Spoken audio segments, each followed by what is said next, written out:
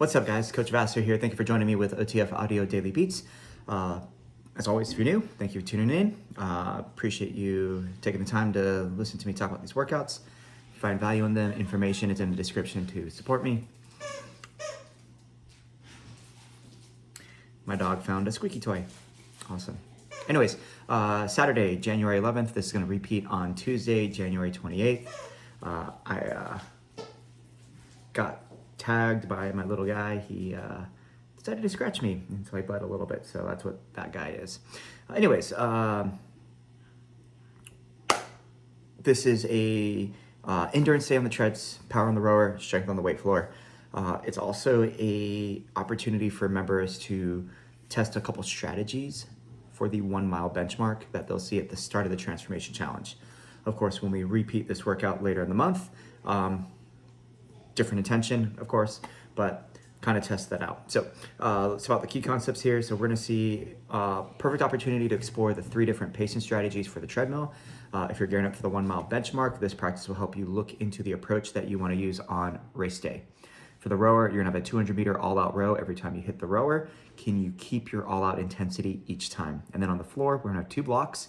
We're gonna take away 1 exercise every round in block 1, and in block 2, we'll break a compound movement into parts, so deconstruct.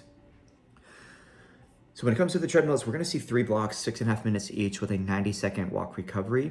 And if you have paid attention to previous information that OTF has put out, as well as even with Tread 50, the previous time we've done the 1 mile benchmark, they have these 3 different strategies. So the hit and hold, the progressive build, and then the alternator. So each block represents one of those strategies. So in block 1, we're gonna do the hit and hold. They choose 1 intensity and they maintain for 6 minutes, and then they do a 30-second all-out at the very end. Block number 2, this is a progressive build. The idea here, they're gonna start more on the conservative side compared to the hit and hold, and then every minute, you're gonna cue them to increase their intensity. So even if it's only 0.1, try to add that. And then the third block, this is a timed one that you'll take them through with a 2-minute push, a 1-minute base, 2 times. So 2, 1, 2, 1, and then a 30-second all out. And the goal is to maintain their push and pace speeds. Big thing for this one is having people understand the point of practicing this before they execute it on the 1 mile benchmark. For power walkers, with the half-mile benchmark that they complete, it is at a 4% incline or greater. So if anyone is planning on using this to prepare for the benchmark, have them use that incline, 4%. That's all they need, and then try to increase that walk speed.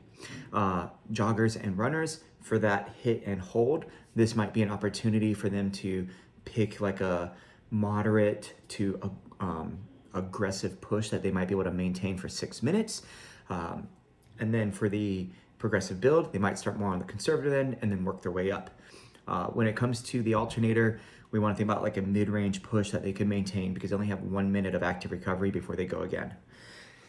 The bikes and striders, picking a gear, picking an RPM that they feel confident in.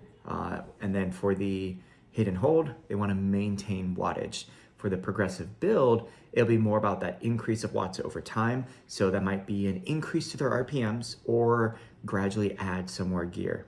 And then for the third one, where they're alternating, they're going to alternate between a push and a base gear, essentially. Nice and simple for that for the treads. When we look at the weight floor, we're going to see 2 blocks. The first one's 14.5 minutes.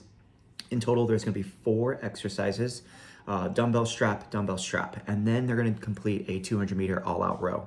Every round, they're going to take away 1 exercise. So the row will always stay, but they'll do the 4 movements and then the row. In round 2, 3 movements in a row. Round 3, 2 minutes in a row, and then 1 movement row. Generally, when it comes to these takeaways, they have mentioned that, what they remove doesn't have to be the same thing every block. So we're gonna see a full lateral step up, 8 on each side, the strap pull up, closed grip bench chest press, and then the strap Paleth press. So three movements that we've seen plenty of times. And then of course the powerlift press, relatively new.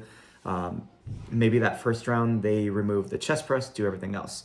The next block, they maybe get rid of the lateral step up and the pull up, but then they bring the chest press back and do the powerlift press. Okay. With these 4 attempts at the 200 meter all out row, we are looking for consistency to maintain the intensity. So use stored programs. We want to finish around the same time. Average watts are about the same as well. Now, when they are done, they're going to complete their favorite or choose their favorite exercises and make a circuit. So they can pick between 1 to 4 of those movements and create their own circuit out of that. Of course, they are using the movements that they see on the screen, and they're not just doing their true favorite movements. Otherwise, guys are probably just going to do bicep curls and tricep extensions for the rest of the time. Nothing wrong with that though. Block 2, this is the deconstruct. So we're going to see a bench seated shoulder press to stand. So from that bottom position, they'll press the weight, they'll stand up like a front squat, sit back down. They'll have 4 reps of that. Then they're doing a tap squat from that front position. So front loaded, front squat, tap squat, whatever you want to call it, 4 reps. And then the seated press.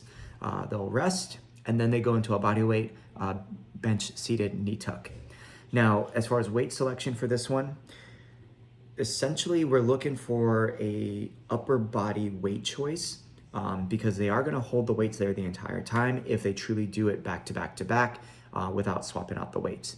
Now, someone is, significantly stronger in their lower body compared to their upper body. Maybe they do have a moderate weight for the shoulder press, but then they swap it for the front squat and then go right back to their shoulder press weight. But they have to have those weights handy to make the transition quick and minimize any downtime. The finisher is going to be the combination movement, so seated shoulder press to stand for the final 30 seconds. When we look at the 3G, same idea as far as the treadmills with 3 different blocks, the hidden hold, the progressive build, and the alternator. Rower will also have 3 blocks, and then the weight floor is going to be 2 blocks. For the tread side, 4-minute blocks, 75-second recovery between each one. Blocks 1 and 2, you have the hidden hold, the progressive build, same idea as the 2G. In the third block, with the alternator, it's a 75-second push and a 30-second base. 2 rounds and then a 30-second all out. Now for the rower, block 1 is going to be a power block. We're going to see that 200 meter all out row, they rest, and then they're going to decrease their distance by 50 meters. So they're going to do 200, 150, 100, and then a 50 meter row, rest after each one. And as they decrease the distance, we want to see an increase to wattage, so more power output because it's a shorter distance. If they finish all 4 in that time frame, they'll row until time is called. In all honesty, most people will probably get through at least that 100 meter row. If they are really doing that all out and they take that rest, they might not have enough time to get through all 4 rounds, and that's totally fine. Block 2 is going to be a body weight movement into their row and then repeat. So we're going to see in and out hops. So the lower body is doing the jump and jack motion followed by forward backward hops. And then they're doing a 45-second all-out row, and they're tracking their distance, and they're trying to match or beat it. Probably get at least 2 good attempts, and then maybe halfway through a 3rd round, and then time is going to be called on that. And then the final block is going to be paired up with treads.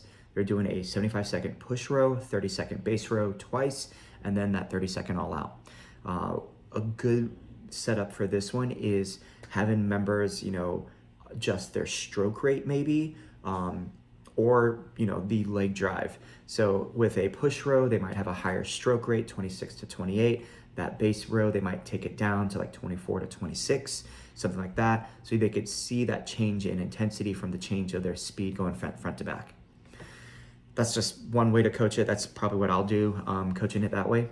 When we look at the weight floor, block 1, it's gonna be the takeaway from the 2G. So step up, pull up, close grip chest press, powerlift press, and they'll take away 1 movement every round, but there's only 3 rounds.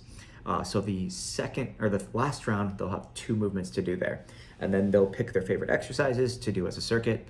And then the bonus block for 4 minutes, it'll be that same deconstruct as the 2G. So shoulder press to stand, front tap squat, and then the seated shoulder press. There is no knee tuck in this one. So when they rest, they restart back to the combo exercise, and that'll be their finisher. They'll probably get 2 rounds and then get ready for that finisher. If they do it right and they need that rest after doing 12 reps with a moderate weight. And there you go. That's the Saturday, January 11th. Once again, that's going to be repeated on the 28th. Thank you for tuning in. As always, any feedback, let me know. Otherwise, you guys have a good one, and coach it down.